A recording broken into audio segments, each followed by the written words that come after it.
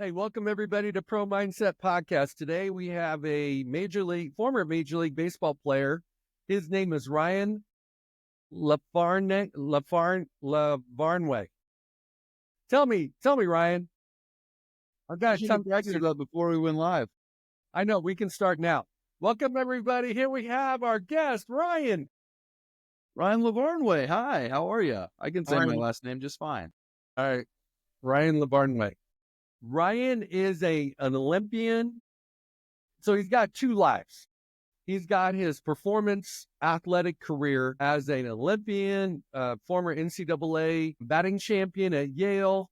He was drafted by the Boston Red Sox. He's got a Super Bowl, or he's got a Super Bowl. I got football in the brain. He's got a World Series ring. He played on 8 teams. Man, you couldn't hit them all? No, hitting was the strength. It was hard. I had a hard time catching it. Okay, well, he was a catcher. That's a bad thing because you got to touch the ball every pitch. Yeah, unless they hit it. And now moving into 2024, 2025, you're an author, keynote speaker, motivational coach. You wear lots of different hats. So I want to thank you for joining me today and my craziness. We had a little bit of technical difficulties to get started, so I got a little crazy bug going. But I want to thank you for being on Pro Mindset. Yeah, thanks for having me. I'm excited to be here.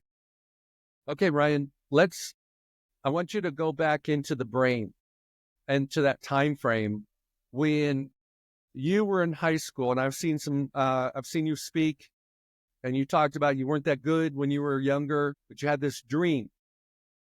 All of us got dreams. Every kid's got a dream. And when you're young, people think, oh, that's really cute.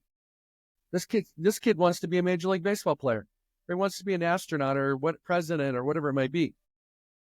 But man, once you hit like tween years, teenage years, the world smacks you in the face. And they give you all the reasons why your dreams should die. You should just give up on your dream. So walk us back and talk us through your experience as a baseball player who made it big time, but probably if I went back and asked some of your friends in middle school, they'd be like, oh, no, Ryan, no. He'd be the last guy that's going to make it. Yeah, you can go ask my high school baseball coach. He would tell you I wasn't the one that was going to make it. So I think two things should be true at the same time, and I believe in the duality of it. Number one, you need to focus on the ultimate goal. Where do you want to go? And the person that achieves that dream, what do they do? How can you start to act? How can you start to embody? How can you start to perform like the person that does the thing, right? You don't want to jump to the end. What's the work that they put in? How hard do they work? How often are they working? How do they go about their work? Are they focusing on the fundamentals, right? You can focus on the fundamentals. I also think at the same time that you shouldn't shy away from all of those reasons, right? You're saying the world's going to smack you in the face and give you all the reasons why you should give up on your dreams. I think you should also focus on those things. Focus on the hard times. Focus on your inadequacies. Focus on the things that will hold you back so that you have the roadmap, right? Because if you focus on the things that are supposed to hold you back, you can come up with a way to overcome them or to gain that skill set or to get better at a certain thing or to supersede, right? If there's a door closed, how do you go through the window or the back door or knock another wall down? But if you avoid the things that are supposed to hold you back, you don't know what you need to overcome. So I think focus on the dream. Also focus on the setbacks so that you can overcome them on your way to that dream. Okay, I like that, Ryan. So don't lose sight of your dream, but be mindful of the obstacles between you and your dream. And that effectively becomes your training program. That's your to-do list. Those are the fundamentals you got to get better at. Because there's always a gap between where we're at and where our dream is. By definition, our dream is not where we're at. I got a buddy who's an agent in Philadelphia, and every time I talk to him, he's like, I'm living the dream. I'm thinking, no, you're not. Your dream's bigger and better than where you're at today.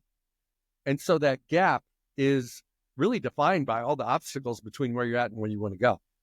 So how did you, because I know you talk about your pocket voice and your inner coach and your inner critic and all those, the story you tell yourself is more helpful and more damaging than the story other people tell you. And what I have found is that in the biggest moments, the things in those times when it matters the most, let's just go to baseball. Bottom of the last inning, bases loaded. You're in the batter's box and you're behind, let's say 3 runs. Grand slam, walks off. You get a dub with a walk-off grand slam. In that big moment, so many guys go to, I just don't want to look bad. I just don't want to strike out. I don't want to have warning track power. And what do? They hit it to the warning track. They hit it to shortstop. They strike out. So from your perspective and from your experience, how do you train your inner voice? I call it the pocket voice because it's with you all the time, to tell you positive, reinforcing, motivating, confident, based information when you're in that critical moment? Yeah, I mean, let's first of all, let's be honest with everyone listening. Nobody's good at this all the time, right? All of us struggle. Even Tom Brady, right? Tom Brady's the greatest football player, the greatest winner of all time. He's got the most Super Bowls. He also has the most Super Bowl losses. So let's give a little grace there, where nobody's great at this all the time, right? I hit 155 home runs as a professional baseball player. I had over 950 strikeouts. You're going to strike out. You're going to fail. There was times where I ended the game by making an out. And I remember being at the plate thinking to myself, just don't make the last out. And like you said, right, a lot of times if you're thinking don't make the last out, that's exactly what you do. Versus you change that, you flip it on its head. What's the other side of that? Extend the game. Keep the ball rolling. Get it to the next guy. That's what you are thinking in the best of times. But everybody goes through slumps. Everybody goes through hot streaks. So the key is, how do you extend the hot streaks and minimize the slumps? For me, played in Yankee Stadium. I played all around the world, played in the Olympics. I've been cheered and booed by 50,000 people at a time. But like you said, for me, the voice inside your head, even if it's whispering to you, it's louder than 50,000 people yelling you suck. So how do you get that voice in your head to be telling you something constructive? And it's all about those challenging moments, seeing them as an opportunity instead of seeing them as something to be afraid of. Everything can be an opportunity. Catchphrase, the biggest theme of my speech is I always ask, well, why not? Why not? Why not me? Why can't I be the game changer? Why not more? Why can't we extend this game? Why can't I go for a bigger goal? Why can't I be All-American? Why not us? Why not our team? And you have that chip on your shoulder, and the why not, again, that focuses on the dream and it focuses on the obstacles. Because when you think of that why not, let's take it out of sports for a moment. Interest rates are too high right now. That's why real estate investors might not want to invest, right? There's a change in the government right now. Well, the policies might change. The tax might change. That's why people might not invest right now, right? That's what you see as your hurdle, but you could also see that as an opportunity because everyone else has that same hurdle. So how do you think about it differently? How do you reframe the conversation so that you can win when everybody else is letting that stop? I like that. Why not me? When I coach people, that's the question I ask them. Why not you? Give me tangible, justifiable reasons why it couldn't be you. Because it can be you. A couple things. One is that, right, that Tom Brady also holds the all-time record for the most incompletions by a passer in the NFL. And so it goes without saying that it's a trial and error game. You're going to succeed and you're going to fail. The question is, can you really embody the emotion and the feeling when you succeed? And can you learn a lesson when you fail? And can you show up intentionally the next time you have that at bat or that opportunity? One of the things that I talk about is the concept of creating a performance bubble. And so a performance bubble in baseball is before you step in the batter's box, you better be really, really clear about what you're not going to let it come into your mind. What's not coming in with you? Hey, you struck out on three pitches, the last at bat. That thought doesn't get to come in. The fact that your manager said, hey man, thinking about pinch hitting for you, you better get something done this time.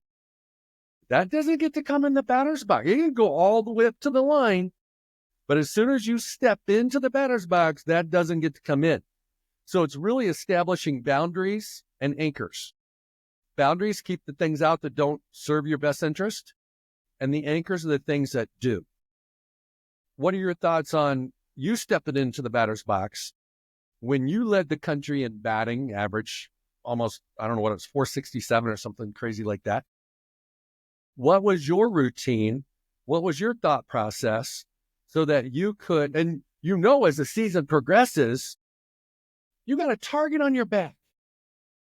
They got you highlighted on the lineup sheet. Hey, man, this guy's leading the country in batting. We're going to shut him down. So now you're getting that pitcher's best. Speak to that. Yeah, I mean, two things come to mind of that. I remember being in college, especially either that year or the next year more in particular. I would, in my weaker moments, let it get to me. In my weaker moments, in my moments that I'm less proud of now, I would think to myself, I can't wait to get to a level where I'm not so good. I can't wait to go pro. I can't wait to make it to the big leagues where I'm not the best hitter on the team anymore. So then they'll actually pitch to me because I'm so sick of them pitching around me. I'm not getting anything to hit. That was the excuse I let myself have at times that I'm not proud of. I literally remember thinking, I can't wait to get to a level where I'm not so good anymore. And I had to get over that.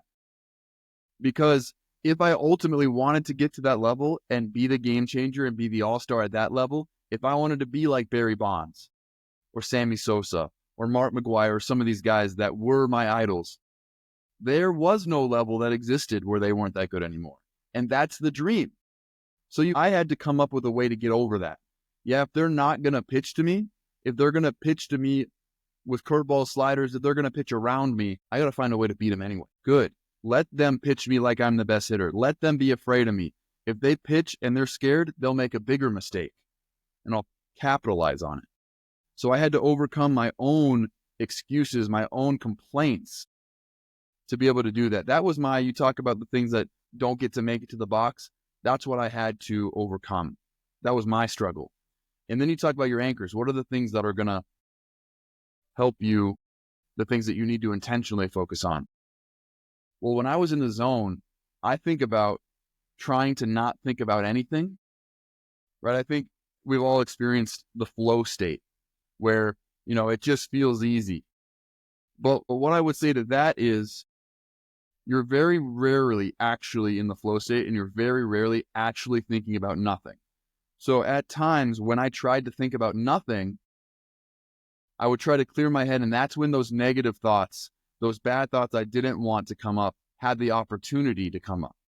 Because I was intentionally pushing out even the positive thoughts, now the negative thoughts have space. So the approach that I took was, I'm going to pick 3 simplified, positive, and intentional thoughts that leave no other space in my head.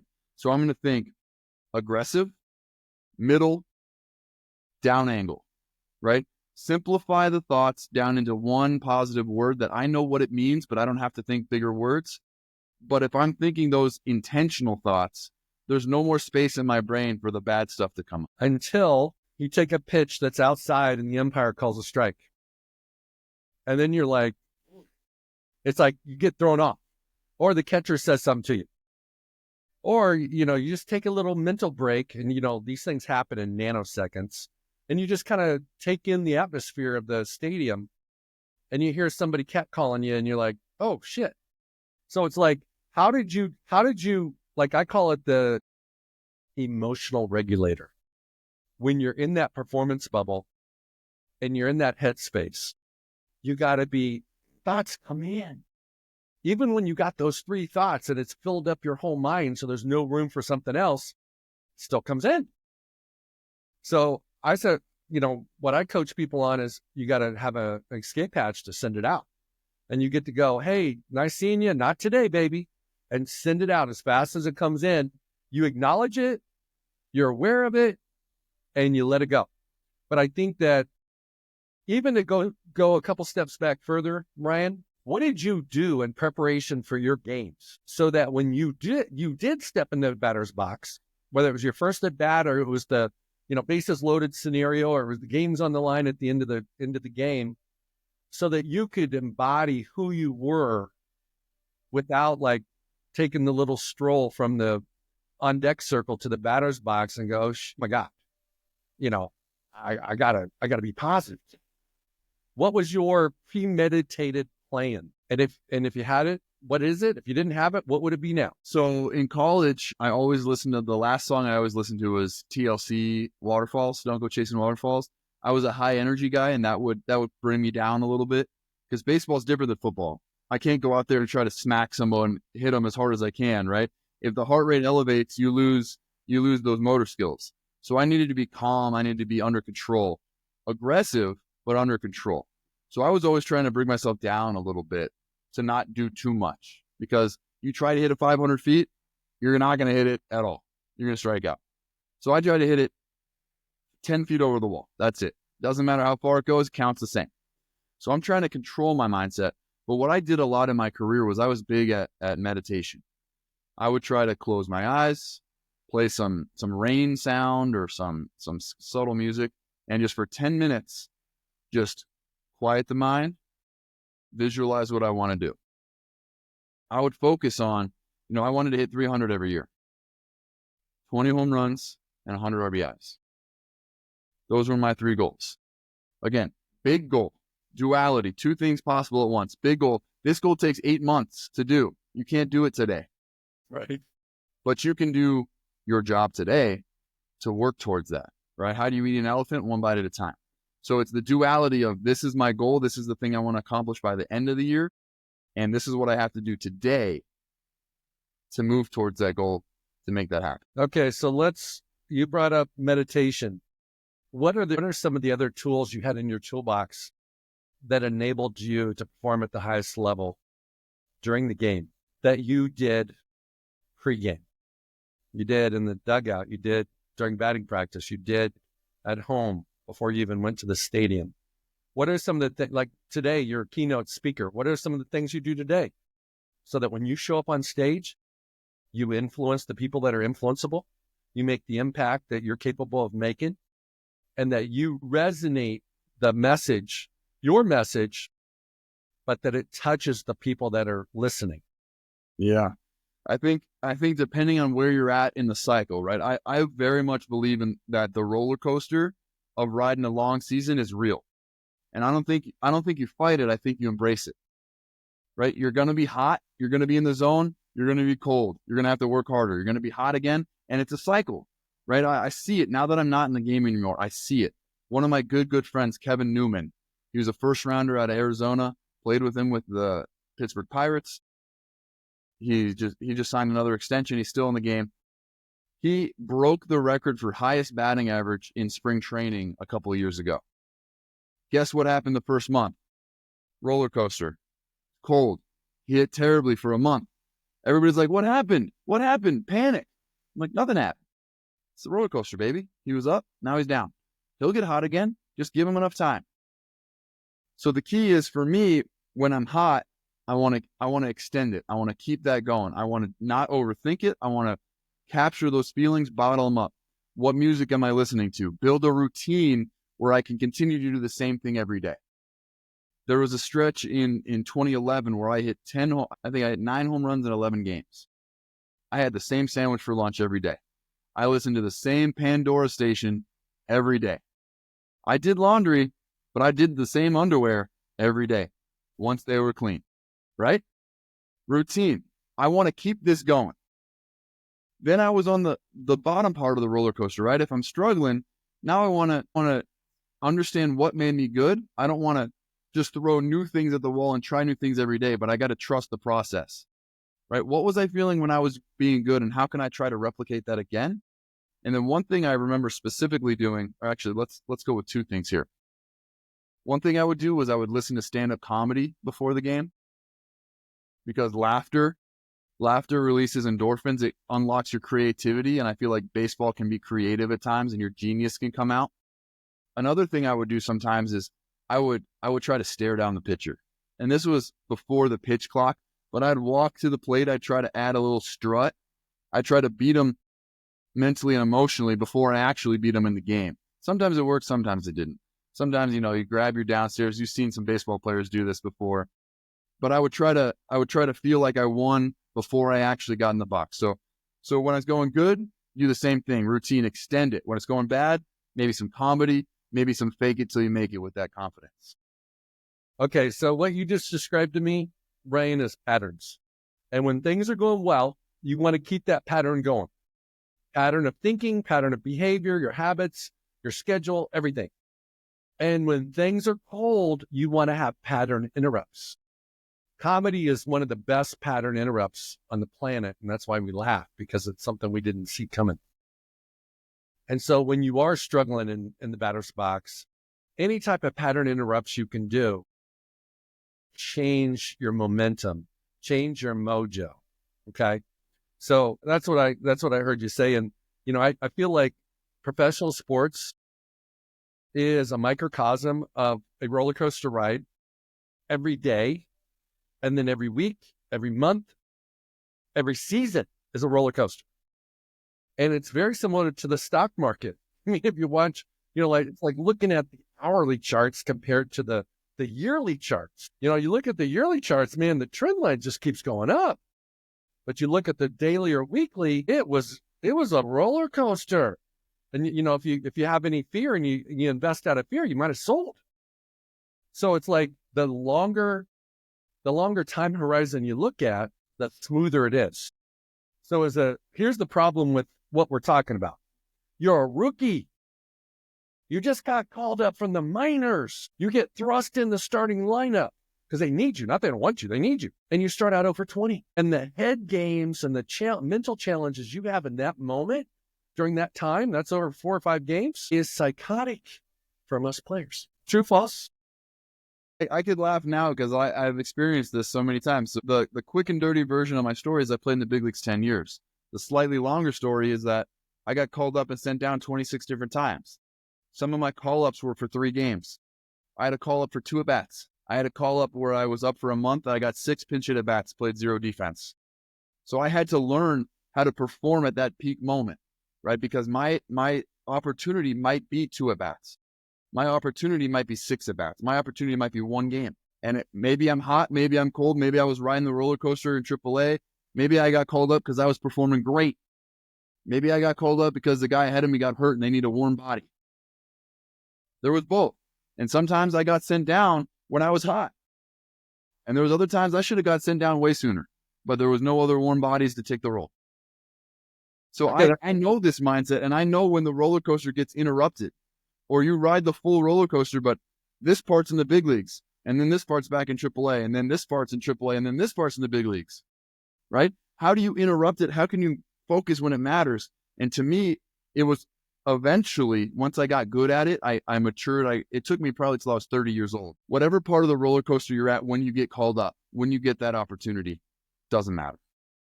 Context doesn't matter. Whether you're facing a Cy Young Award winner and you haven't played in 5 days, context doesn't matter. You're only playing day games. You're only playing travel days when you don't hit BP on the field. You're out of a rhythm. You didn't get enough sleep. Doesn't matter. Don't let yourself have that excuse, because at the end of the year, your baseball card, I don't know how many people watch this on video. I'm holding up my baseball card right now. The back of it, that batting average, that slugging percentage, that OPS, doesn't come with context. Nobody cares you only face Cy Young winners. Nobody cares you only played day games. End of the year, how'd you do? How'd it go? When you look at my stats from 2018 in the big leagues, I hit 750. You're going to ask yourself maybe for some further context because nobody hit 750. So then you're like, oh, you only got 6 at-bats. But I performed. Back of the baseball card, 750. You look at the baseball card from 2014, batted 0 in the big leagues. You're gonna maybe ask for some more context there because I only got 10 at-bats. I went 0 for 10. But the stats show. That's what they show. Your results are your results, and you got to live with that whether you like it or not. So don't let yourself make excuses in the moment. Okay, so I had lots of thoughts from that. That's amazing. What I see with professional athletes is they either play an inside game or an outside game. And the guys that play an outside game look at their circumstances. They do make excuses. They pay attention to the connection with their coach, their teammates. Hey, you know what? Let's say it's a quarterback in football. He gets in when they're getting hammered by somebody, and the starter doesn't even want to play anymore. So he has a little bit of a groin pull, and he just kind of exaggerates it so he can bow out. Okay? I think I saw a little bit of that on Monday night, and then he came back. But the bottom line is, if you're playing an outside game, you're allowing stimuli, circumstances, everything else to influence you unnecessarily. If you play an inside game, it's you and you. You're in the batter's box. Hey, is there any stadium in the bigs that the pitching mound is a little bit farther away from the plate? Is it the same in every place? Yeah. Is the distance to first base pretty much the same in every stadium? Yeah. Everything's the same. Strike zone is supposed to be the same. So our brain needs to focus on, our mindset needs to focus on the sameness. It doesn't matter if you got Cy Young on the mound, or you got a rookie that this is his first time he's been in the bigs. It's you and you, and it's an inside game. And when you play an inside game, guess what happens? You got control. When you play an outside game, you got no control. So when you start thinking about context, wouldn't it make a lot more sense to have more control over your headspace than less? I call it giving away your power. So think about how many times you were in the batter's box and you gave away your power. And what I mean by that is you thought the at-bat was going to be a bomb before you stepped in the batter's box. And then if you had a little bit of confidence that it was a high and outside pitch and the umpire calls a strike, so you're down in the count 0-1. Now it creeps in like, this one's not going to work. At all times, if you can be focused on the inside game, you could pinch hit with an 0-2 count and still have a successful at bat. I'm not saying you're going to hit a home run, but you could still have a successful at bat. Have you ever pinch hit? Did you ever pinch hit for a batter mid at bat where you were down in the count, or was it always a brand new at bat?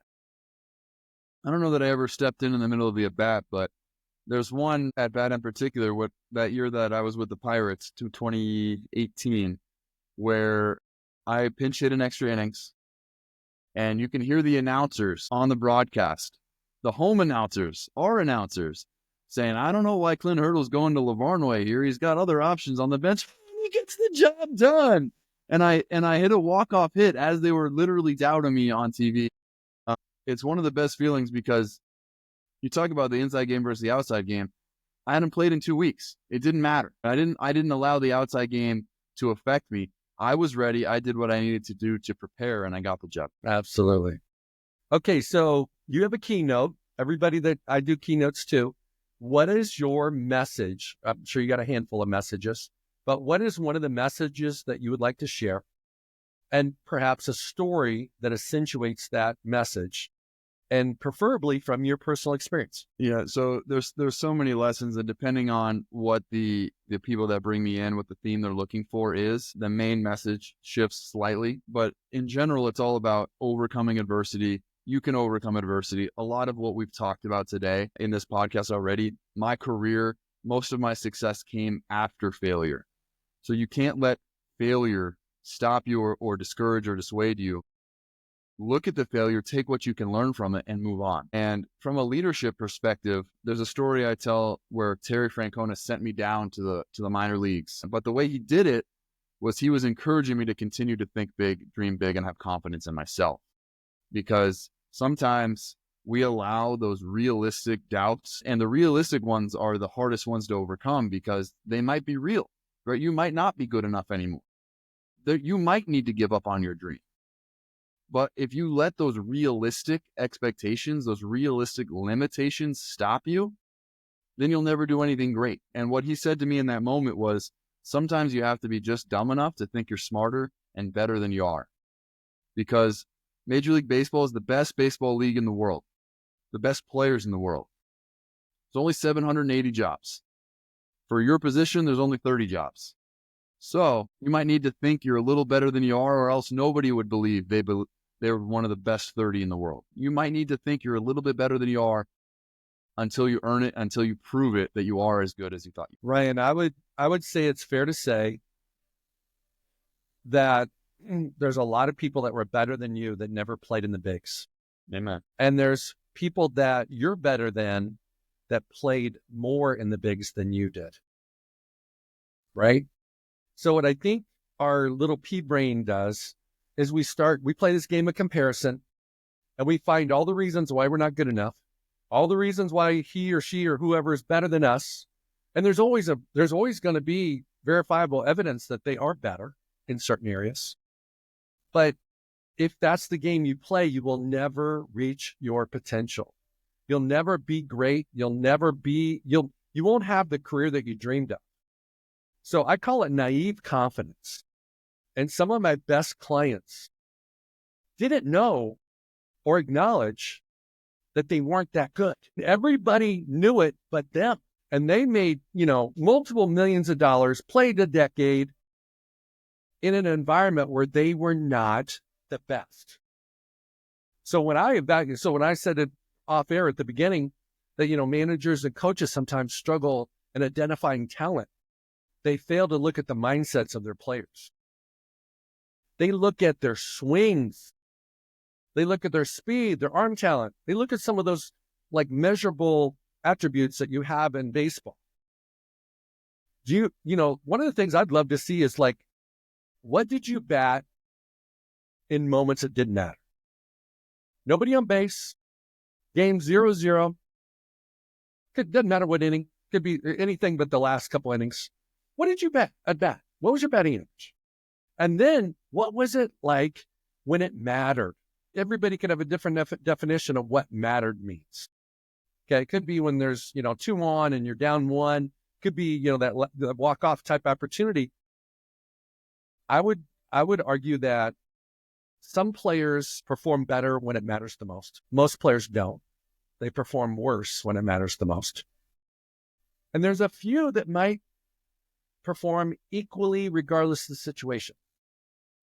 And the ones that perform equally, maybe it's a stroke of luck, but more than likely they're playing an inside game because they're not so attached to the circumstances, the outcomes, the expectations, the results, the wins, the losses, the demotions, the recognition, the post-game interviews, all the things that happen when you succeed or being the GOAT. What are you going to tell your wife when you get home? What are you going to tell your boys when you get back in the dugout after you strike out? That's the guys that are playing the outside game. So from your perspective, where did you thrive and where did you struggle as a player? Where did I strive and where did I struggle? I felt like when I was right, and again, with the inside game, I think I was a big inside game player. But again, the roller coaster is real, especially in baseball. When I was right, I felt like I could hit anybody. Didn't matter if Cy Young winner. I had an 8-game hit streak against 8 Cy Young winners in a row in the big leagues. Doesn't matter who's throwing. And if I'm wrong, brother, your sister could have got me out left-handed if she was a righty, right? It didn't matter. So to me, I really did believe that if I took care of my business, I was going to win. And if I was off somehow, my swing wasn't right, I had no legs underneath me, I wasn't the right level of aggressive, then it didn't matter who was pitching, it wasn't going to go well. Okay. Let's go back to playing catcher. Catcher is the quarterback on the field. Catcher is the extension of the coaches. Catcher is kind of like the mentor and manager of the pitcher. The catcher is the boss.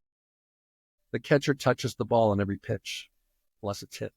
Describe for everybody that's never played baseball at that level, what it's like to be a catcher when you got to have a pretty solid relationship with the home plate umpire.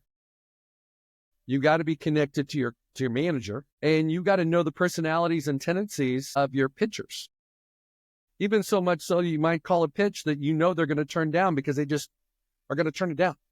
So you tell them, you give them a sign for a pitch that you don't want them to throw because they're going to turn it down. Am I overthinking this, or as a catcher, do you have all those roles? No, you're right. There's a reason that there's not a lot of catchers that are also good hitters.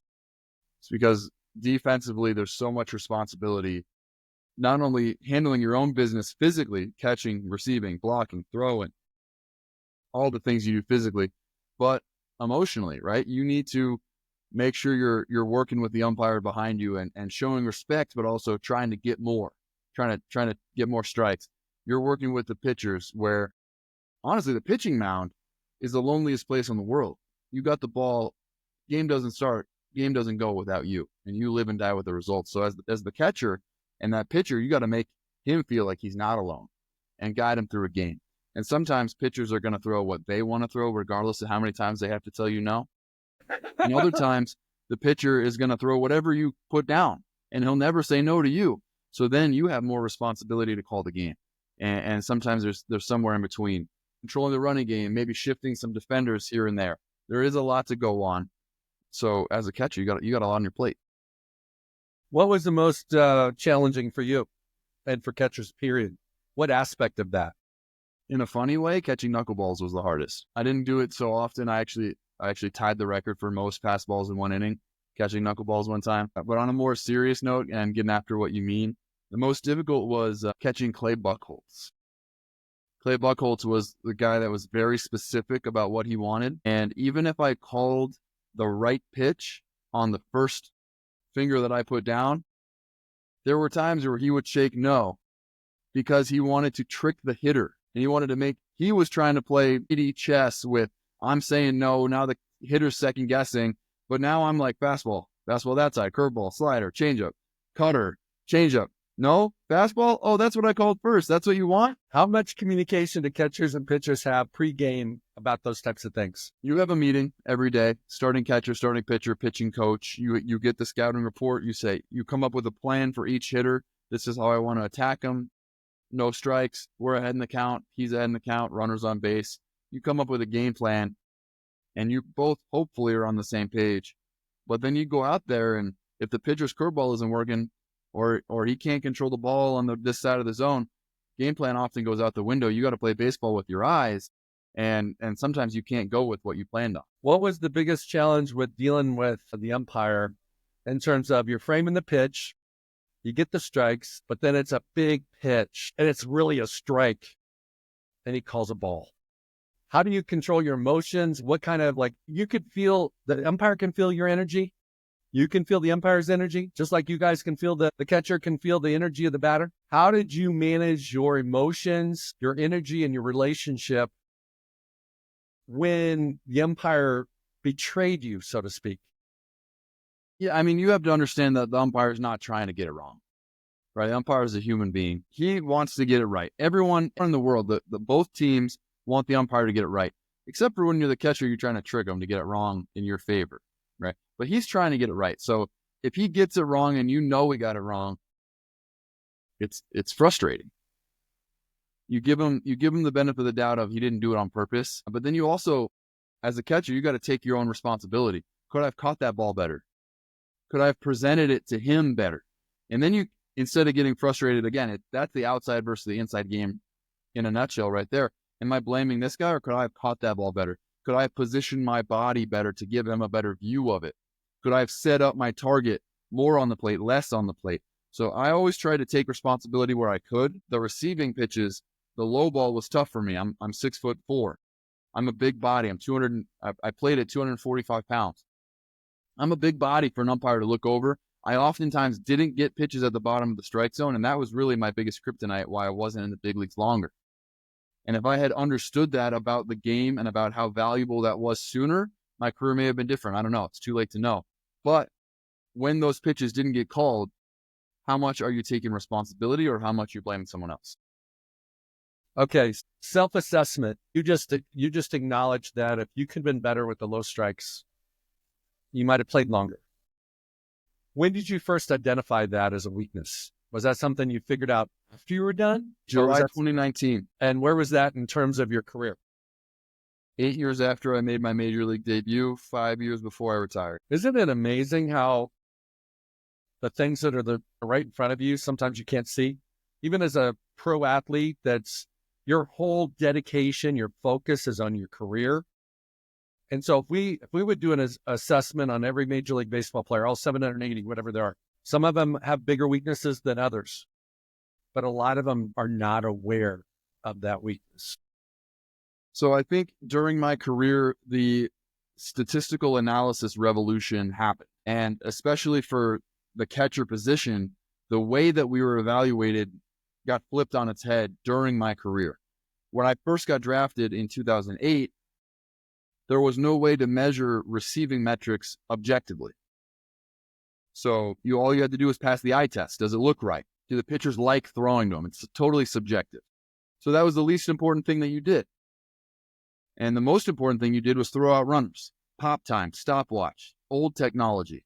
And then kind of in the middle was, do you keep the ball in front of you? How often do you block the ball versus how often do you have to chase it to the backstop? During my career, StatCast, Hawkeye, all these the K-Zone that you see on TV, all these new technologies were developed, and the statistical analysis revolution began to where they started to understand how important stealing strikes was. Now that it wasn't just the eye test, you could measure how many times did that exact pitch get called a strike, and how did that flip the count? How many less runs scored on average per inning? The problem was, at the beginning of the statistical analysis revolution, teams were fighting for how can we use this as an evaluative tool first? How can we evaluate talent better than anyone else? And what's only caught up recently, since my career ended, was teams understanding that everyone's doing this. Now, how do we use this as a coaching tool better than anyone else? So early in my career, I was being evaluated differently without being coached differently. And it was, again, my responsibility to ask, how am I being evaluated? How can I think outside the box and self-coach differently and understand, well, if I'm being evaluated differently, I need to put effort in different. That is something that a lot of general managers should hear. That is a wonderful synopsis of what's going on in sports with analytics right now, is utilizing that not just for evaluation, but using it for development and coaching. Here's my question then. Let's say you were the person that was in charge of talent acquisition and development for a Major League Baseball team, whether that's the head of the farm system or maybe it's the GM. What is the mindset trait that you would measure, and how would you measure it, that teams don't even have a clue about? Maybe they have an inkling that, oh yeah, this guy shows up awesome in big moments. This guy's clutch. But how would you quantify? So let's say instead of there being a statistical technological revolution, there's a mindset revolution that you can utilize analytics to compare and contrast different athletes that have the same skills. That's a good question. And I think if anyone answers that, they'll be ahead of the game for information warfare, won't they? Absolutely. It's tough to judge a guy's mindset, because without having an EKG on him all the time, or a heart rate sensor, or a stress sensor with how much dopamine is being released, how much cortisol is being released from the stress hormones, you can't tell someone's mindset unless they tell you. It's a purely subjective metric, self-reported, subjective, how you read his body language. You can't actually get objective data. And what I'll tell you is that in baseball, the advanced metrics will argue against clutch being real. There's a book about baseball advanced statistical analysis, literally called The Book. And in the book, they have a whole chapter dedicated to disproving the fact that you can measure clutch, or at least at a tiny caveat saying you can maybe measure it, but there's not enough of a sample size to really have any statistical relevancy. So you're asking me, how could we take that next step? Well, there's these new Aura rings, or there's the Whoop band that can tell you in real time what's a guy's heart rate. You could have, I could imagine, I don't think this technology exists, but something similar to how they have the patch for people with low blood sugar to measure the blood sugar every 15 minutes in real time. I can imagine a world where you could measure the stress release, the cortisol release, the dopamine release, and see who enjoys the hard times, who's fearing the hard times. But I can also see pushback of players and unions saying, you can't use that internal information against me because everyone's afraid it's going to be used for evaluative purposes, not for coaching purposes. So I think, how do we get that objective data? It's going to be very difficult. That's why no sport has done it. It's nearly impossible. Here would be my take on it. My take on it would be the person that shows up in the batter's box. I want to understand that person. I want to understand their story. I want to understand the story they tell themselves. I want to understand their past. I want to understand what were those markers, those defining moments in their athletic career, either interactions with their coaches, interactions with teammates, interactions with their dads, where they took a turn, positively or negatively. Because working with NFL guys for 30 years, it always boils down to something somebody said in the 7th grade, when they got cut in the 11th grade, when they had a big draft party and they were embarrassed because they didn't get picked when everybody showed up and expected them going 3rd round. It's all those things. And so I would do a story profile on every player. And then every time they had a failure or a success, it's like, man, if you go up and you hit a nice line drive to, in the gap and, somebody gets a great jump on the ball and it's an out, that's not a big play. That's just an out. Baseball's full of those. Okay. They're full of, just like nondescript plays. I'm talking about when the guy chokes or the guy performs in the clutch. I'm going to debrief with him, but he's not going to necessarily know what I'm doing because I'm trying to connect that moment to the belief that he started a long time ago. And when I understand his belief structure, I understand his story, I can predict his future. And if he doesn't rewrite his story, his future will be consistent with the pattern that he's always had.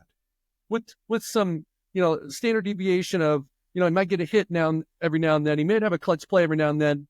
But generally speaking, like Steph Curry in basketball loves the big moments. They're just certain guys that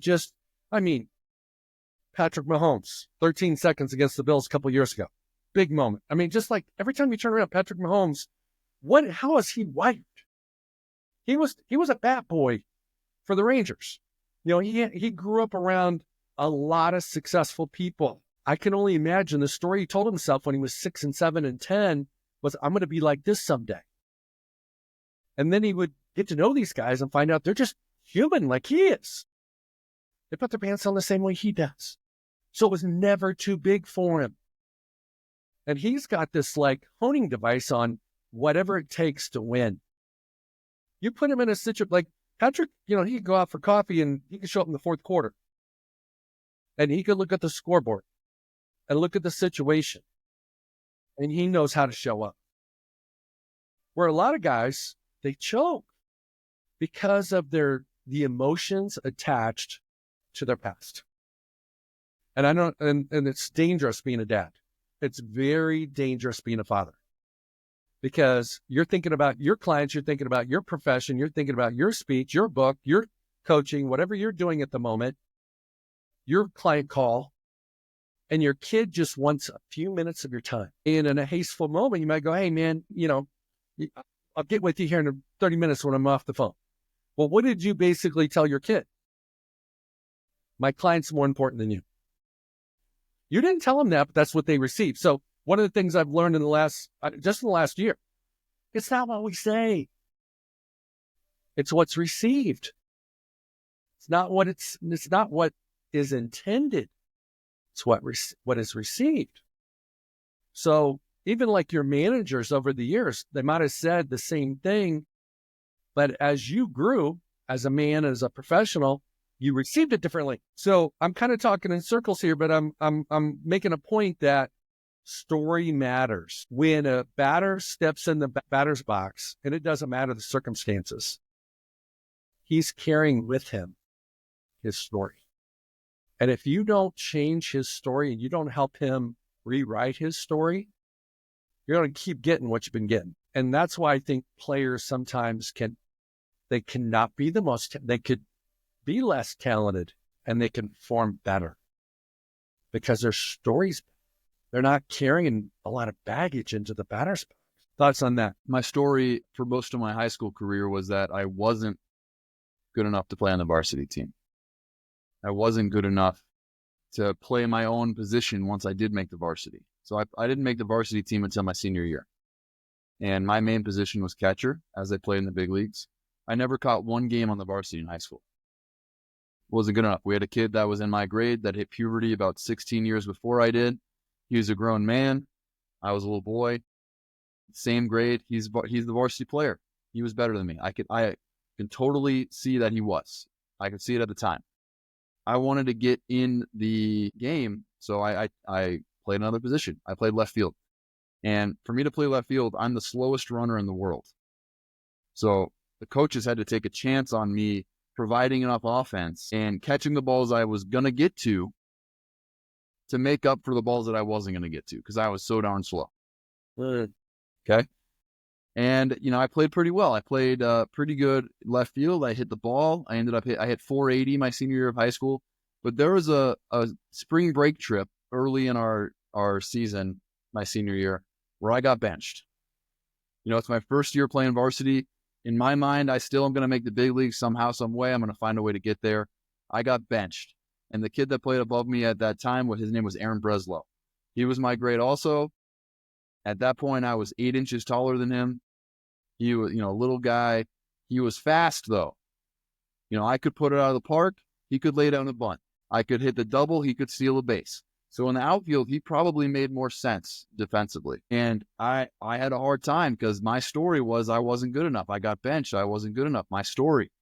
And I still remember listening to this song on repeat over and over and over. Something about get on my level, get on my level, get on my level. And that seeped into my brain. And when I got the chance to play again, I hit a homer to dead center field. My first at bat back.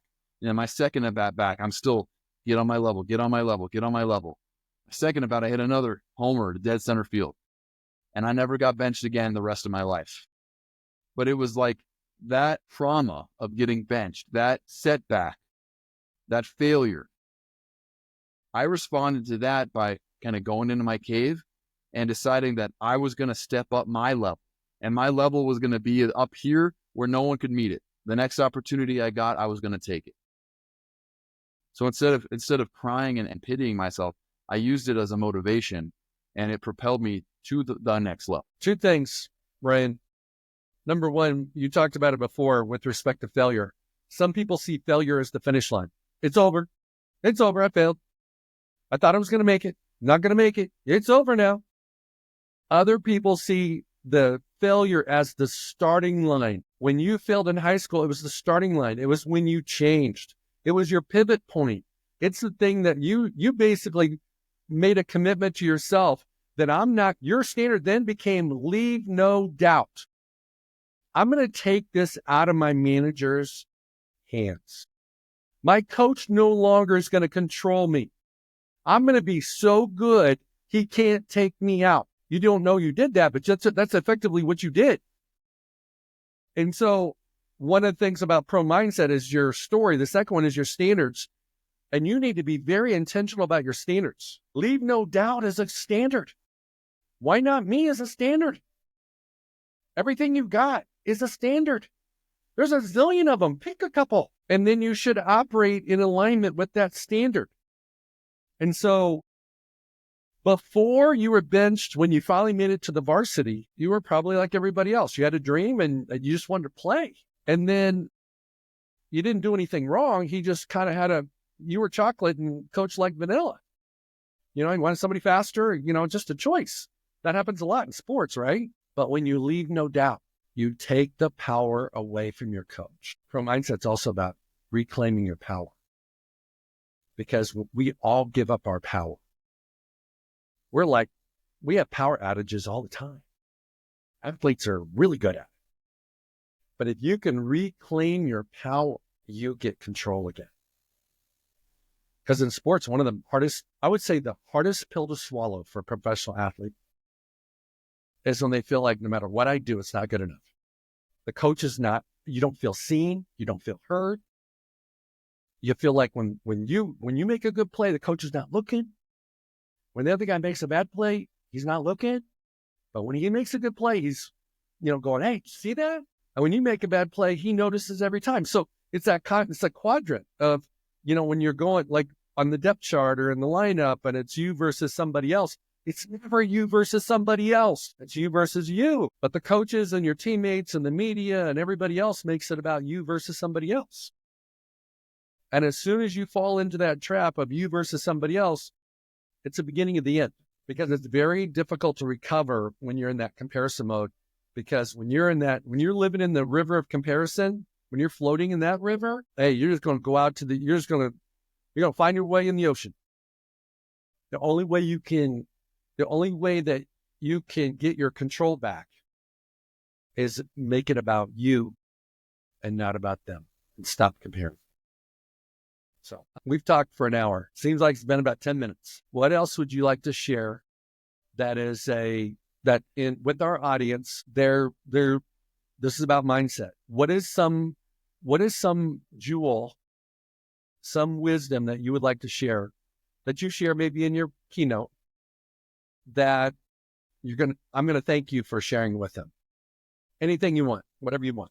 Yeah, this is something I say to people when they have a tryout coming up that they're nervous about. Or a friend of mine, when she had a big keynote on a Vegas stage at the MGM, she was nervous about it. And when you're nervous about performing, I like to say that you can't fool anyone, right? When you're going to a tryout, if the coaches know what they're looking for, can't fool anyone. You are who you are. You've either done the work or you haven't done the work. You've either prepared or you haven't prepared. You're either good or you're not good. You can't fool anyone. So when you go out there, just be you. If you try to have some special, outstanding, best day of your life, you're not going to fool anyone. They know you're not that good, right? Either your swing's good and you hit it, or your swing is crappy and you just ran into it, right? Best day of your life, but you're not actually that good. You're not fooling them. If you go out there and have the worst day of your life, you're not fooling anyone, right? The people that know what they're looking at will see your swing's beautiful. He's just not connecting today. Maybe the BP thrower's no. You go out there, you bomb a keynote, they can tell you're good, or they can tell you're not good. You can't fake it. So do the work to make yourself into the person that you want to be. Don't try to fool anyone. Don't try to fake it. Do the work. I love it. Be you. I'm a man of faith, and one thing I can tell you is God created each and every one of us unique, imperfectly perfect. And we're designed for a purpose. We're here on an assignment. And the best thing we can do to serve people is to be ourselves. I can't be you. You can't be me. You wouldn't want to be me. But you got to be you, the best version of you. And as an athlete, if you don't like how you show up, you hit the nail on the head. That's your attack plan. Get better. Figure out where you got to get better. And ultimately, even when you get better, you're still being yourself. Ryan Lavarnway, thank you very much for being on Pro Mindset today. You were a breath of fresh air. I really appreciate your perspective. You got wonderful, wonderful experiences. I can tell you being you make a big impact on the people that you speak with. Thank you for having me. This was fun. I could tell that we have a very similar mindset, and I hope whoever your listeners are, I hope they take something away from it. Thank you, Ryan. Hey, it's Craig Doman, the host of Pro Mindset Podcast. I want to thank you for listening or watching today's show. And you can catch us every week on the normal social media platforms like YouTube, Facebook, Instagram, and all the listening podcast platforms.